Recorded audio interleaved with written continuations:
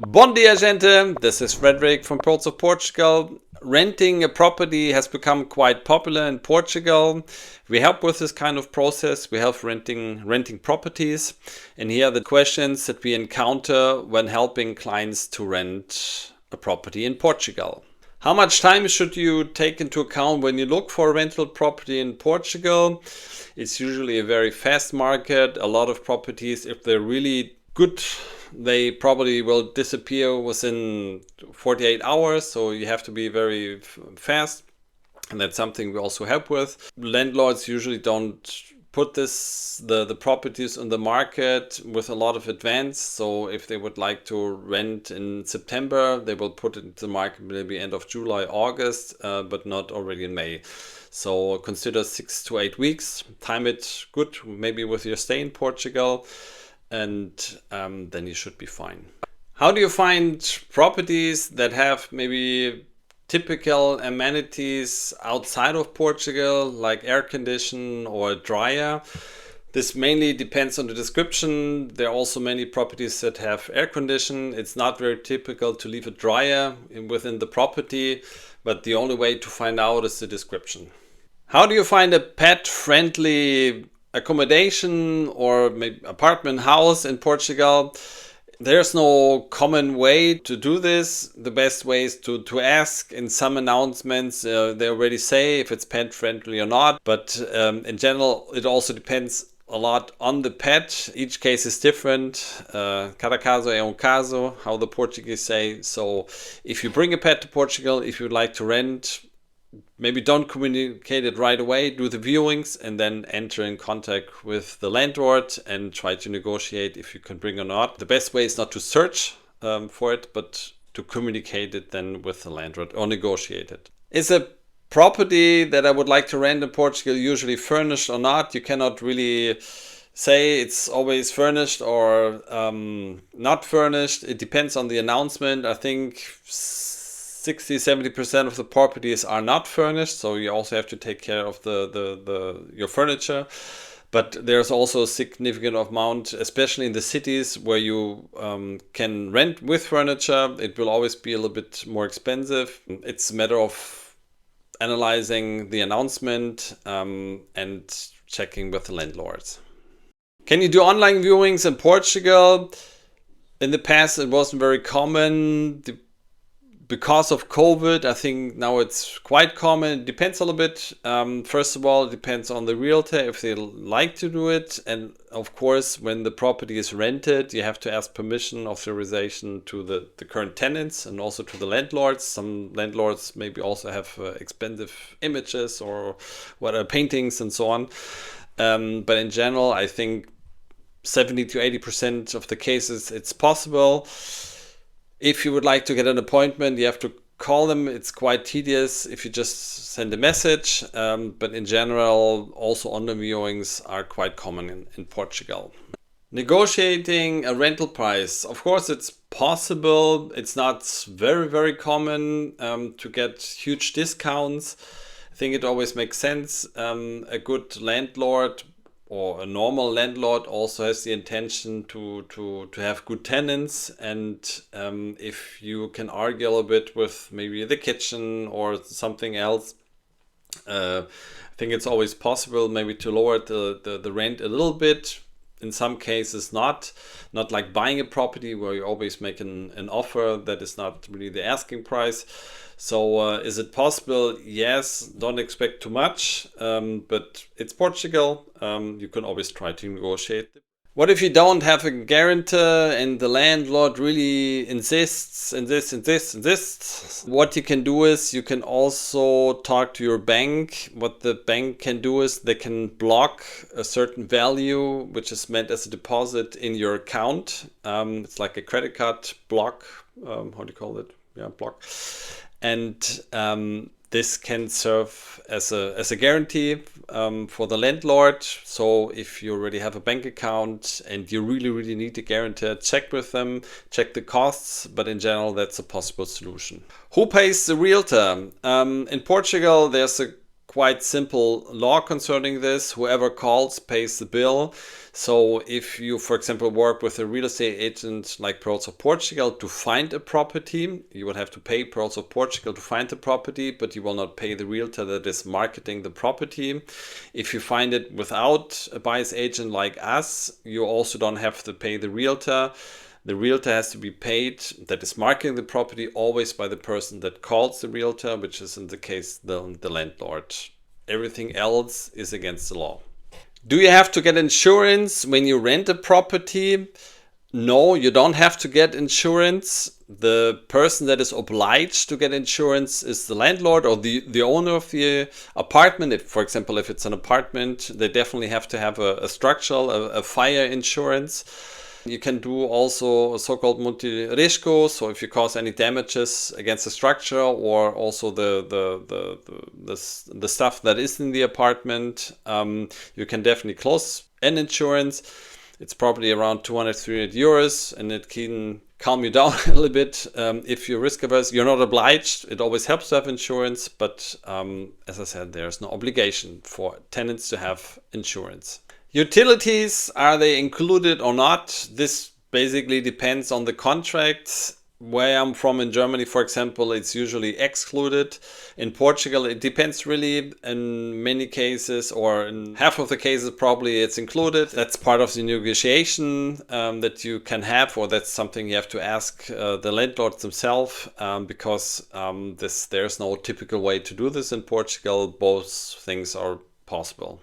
Building and condominium fees. So each building, if there are multiple parties, there will be a payment to the company that managed the property, and also a payment into a deposit for general repairs.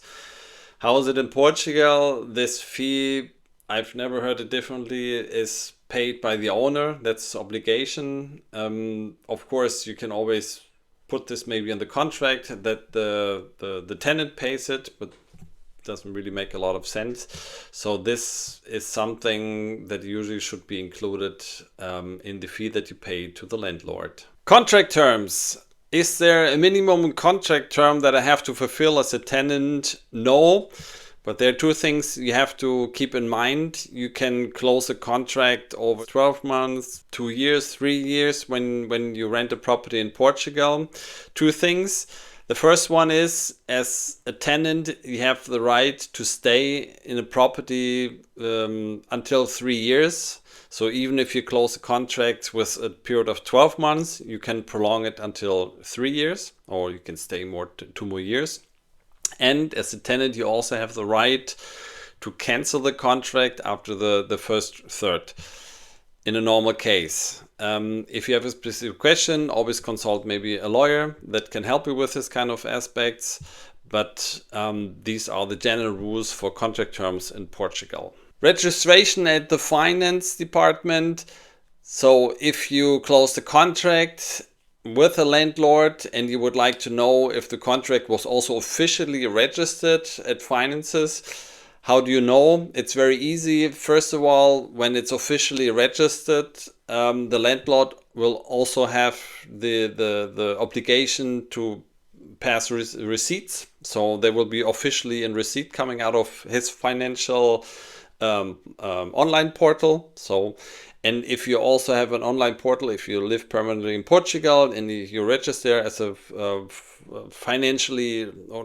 financial resident, you will also receive the receipts in your portal. So this is something quite easy. You can see this based on the receipts. How much is a typical deposit in Portugal? It's usually 2 months, a 2 months deposit. If you don't have a guarantor, they usually increase it until 4 months. So you pay the first and theoretically the last month of the rental term in advance. So a total of 4. Some people maybe negotiate more, but that's the typical scope, 2 to 4 months. If you pay more, I think there should be good reason. If they want 12 months or even a full payment in advance, you should think twice if you would like to do this. I think it's not even legal. So keep in mind the 2 to 4 months. How do you pay your rent in Portugal? Theoretically, you can use any kind of payment that the landlord accepts and that is also legal. You could theoretically use checks, but checks are not very common in Portugal and most landlords will not accept it. You can also pay cash, which I think it's always a little bit, I don't know, ambiguous. If you run around with a lot of money, you have to get a receipt, and there are also limits. You cannot pay 3,000 or more with in cash in Portugal. So the safest way is to do it by bank transfer. And it's official, you can prove it, and you don't have to worry if you put a permanent payment that you forget the payment. An important topic is the topic of rent increases. This is something that is not individually defined by each landlord in Portugal. So they cannot just knock on your door and say, hey, by the way, next year it's going to be 10, 20% or 5%.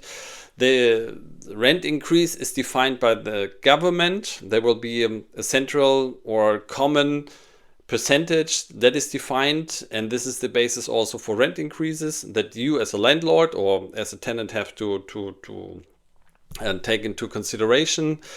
If the landlord didn't increase the rent in the last couple of years, up to 3 years, they can do it retrospectively. So even if the landlord didn't increase it in the last 2 years, they can do it in the next year and take also the last 2 years into account. Who's responsible for repairs in Portugal? There's no standard answer to this. In general, maybe as an orientation, of course, the landlord is responsible to everything structure-wise of the property, the windows, floor, tubes and so on. Everything that breaks because of your usage. So if you have a toilet and it just stops working because something is malfunctioning inside, then the landlord has to take care of it. If you break the toilet, of course it's your fault. So if there's a question about repairs, always check maybe a lawyer or a friend, or the best way is to check with your landlord and the contract. Subletting an apartment. In contrary maybe to other countries, you cannot sublet your apartment if it's not banned in the or prohibited in the contract. On the contrary, if you'd like to sublet the apartment or house that you rented, you need to have an official permission by the landlord, or it must be also be written in the contract that you have the permission. Otherwise, you cannot sublet a property in Portugal that you rented. Can the landlord view the property, or can they enter into the property? Yes, they can. Of course, they have to give you notice. It's their right also to check the property once in a while. But yes, if they give you notice 7 days in advance that they would like to see the property, then you also have to open the doors for them. What if the landlord would like to use the property that was rented to you themselves? That's something you'd always should see with a lawyer, but in general, they have to move in themselves. It cannot just be some random person. They have to give you a minimum time period of 6 months to leave the property. They also have to pay you money to leave the property. And they also have to stay in the property after they moved in for a certain period of time, 2 years and more. But in general, if you get such a notice, maybe consult a lawyer or even talk to the landlord to find the right solution for you. If it's possible, yes, they can ask you to leave if they would like to use it themselves.